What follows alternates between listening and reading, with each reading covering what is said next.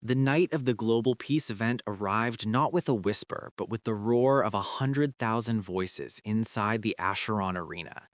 It was billed as the championship fight of the century, the undefeated heavyweight champion, Marcus the Bruiser, versus a last-minute mystery challenger. But to those who could see behind the veil, it was the opening ceremony for the end of the world. The arena wasn't just a stadium, it was a massive conductive circuit board, and every cheering fan was a battery channeling excitement, pure prayer energy directly into the golden dome above, where the sun god sat waiting to trigger the system reset. Ren stood in the tunnel, the concrete vibrating with the bass of the warm-up music. He wore standard boxing gear, but underneath his skin, the cold fury of the underworld was leaking out, frosting the air around him. Silas Thorne's voice echoed in his mind, no longer a smooth CEO, but an ancient, rumbling tectonic force. Remember, Ren, you are not fighting a man. You are fighting the embodied concept of conflict. Do not let him taste your blood, or he will own your soul. Ren stepped out into the blinding lights. Across the ring, Marcus didn't look like a boxer. He looked like a statue carved from bronze and rage. When their eyes met, Marcus smiled, and the temperature in the arena spiked 10 degrees. The god of war was home. The bell rang, and Marcus moved with a speed that defied physics. He didn't punch, he detonated. His first hook missed Ren's chin by an inch, and the air displacement alone cracked the solid oak ring post behind him. The crowd screamed, sensing unprecedented violence. Ren backpedaled, focusing on the defense Silas had taught him. Absorb, redirect, never collide. But war is not patient. Marcus stepped in, closing the distance, and landed a body shot that felt like being hit by a runaway train. Ren gasped, the wind driven from his lungs, as the cold energy of the underworld inside him recoiled. Silas's warning flared. He's testing your anchor. Push back. Ren spat blood onto the canvas and engaged the tether. He stopped retreating. As Marcus lunged for the finisher, Ren didn't dodge. He caught the massive bronze fist in his left hand. The arena went silent for a microsecond. The impact fractured Ren's forearm, but the crushing gravity of the underworld snapped Marcus's wrist in return. Marcus roared, not in pain, but in delight. This was what he wanted, a vessel strong enough to endure.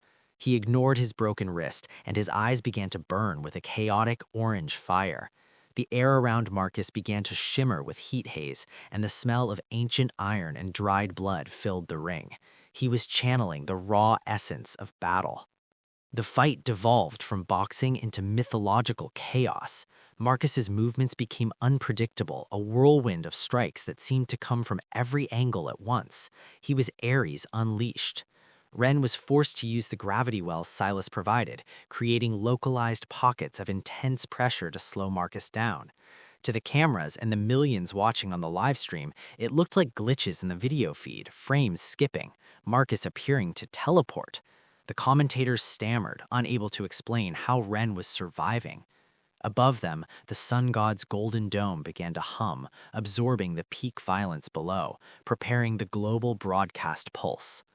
"You fight well for a corpse's puppet," Marcus laughed, slamming his elbow into Ren's guard, cracking the shield of compressed gravity Ren had raised. "But war is the father of all things. We created this world, and we will burn it down to remind you." Ren felt his energy draining. The human body wasn't meant to host this much power. His skin was beginning to crack, glowing with the dark violet light of the void. Silas screamed in his mind, "The sun is peaking. You must disconnect the arena's main power conduit before he triggers the reset. I will hold Marcus back." Ren made a desperate choice. He dropped his guard, inviting the strike. Marcus, blinded by the scent of victory, swung a massive overhand right. At the last second, Silas Thorne took direct control of Ren's body. Ren's eyes turned pitch black, and his physical strength multiplied 1,000-fold. He caught Marcus's arm mid-swing, spun him around, and slammed him face-first into the canvas with the force of a meteor impact. The ring collapsed. The concrete floor of the arena split open, revealing the massive glowing cables that powered the sun god's circuitry. Marcus groaned, temporarily dazed by the divine gravity slam. Ren, coughing up black ichor, scrambled toward the exposed cables. Above him, the sun god's image appeared on the massive jumbotron, his hands raised, beginning the final incarnation of the system reset. "Stop him, Ren. Cut the link," Silas roared. Ren grabbed the primary power conduit, a cable as thick as his torso. It hummed with divine solar energy, burning his hands even through the gloves. He needed more power than Silas could give him from a distance. He needed to become the conduit. He channeled the cold gravity of the void, not out toward an enemy, but in toward the cable, creating a supermassive gravitational pull.